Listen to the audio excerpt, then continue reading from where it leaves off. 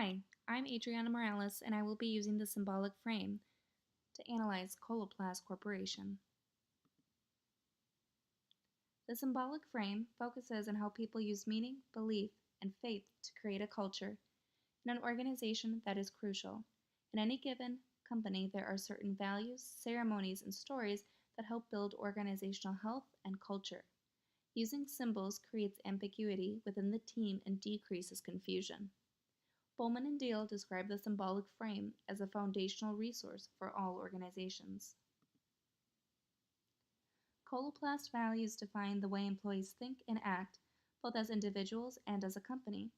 From Coloplast top management to supervisors and to team members, people understand the values of the team through the culture that has been cultivated. For instance, our team values closeness to all our customers and healthcare professionals. Daily, the team speaks with end users that have intimate healthcare needs.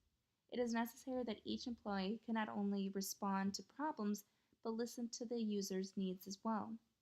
Through expansion and globalization, Coloplast is constantly increasing headcount. However, with new hires, there seems to be a disconnect that has occurred between new members and old members. New hires should feel welcomed with a sense of culture and understand the symbols the team has cultivated.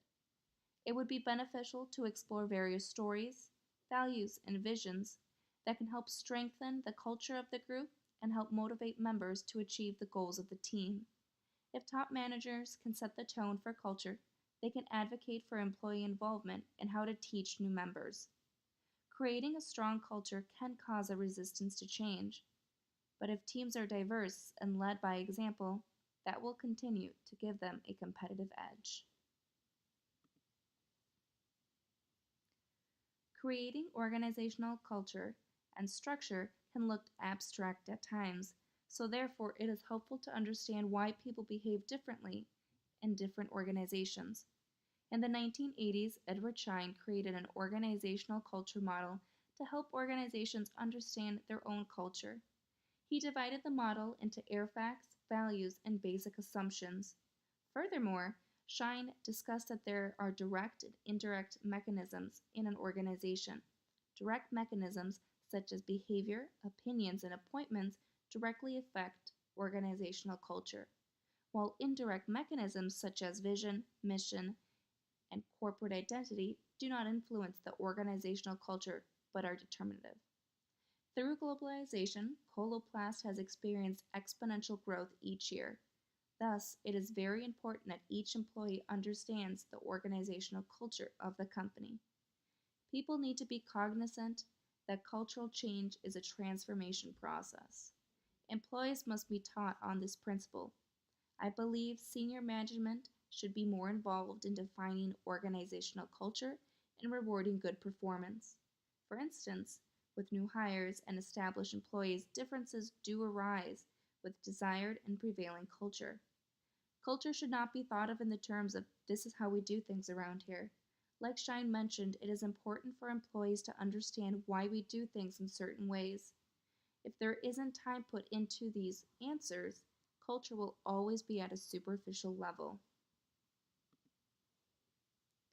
Although I did not score high in the symbolic frame, I understand that a company's culture and symbolism is progressive and constantly changing due to globalization, expansion, and technological advancements.